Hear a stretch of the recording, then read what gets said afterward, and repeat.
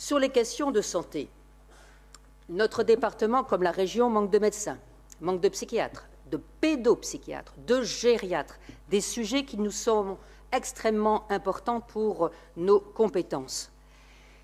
Les établissements hospitaliers sont en déficit.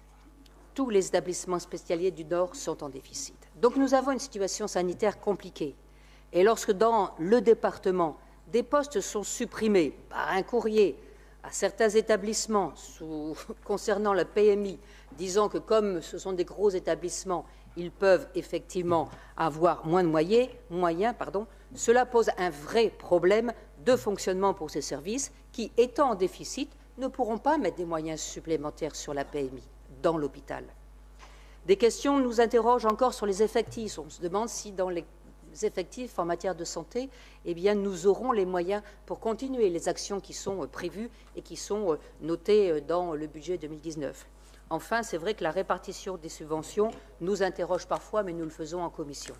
Alors, Monsieur le Président, vous évoquez l'ARS et l'État. Nous sommes complètement d'accord avec vos propos.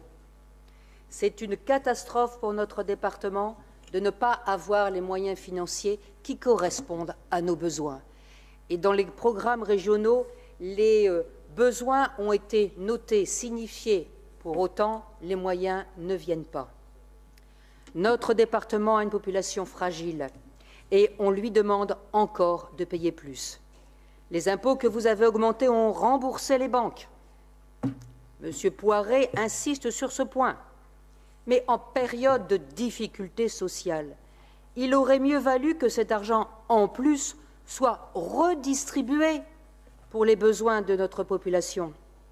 Nous ne sommes donc pas d'accord avec ces budgets car les augmentations prévues ne compensent pas les diminutions déjà effectuées.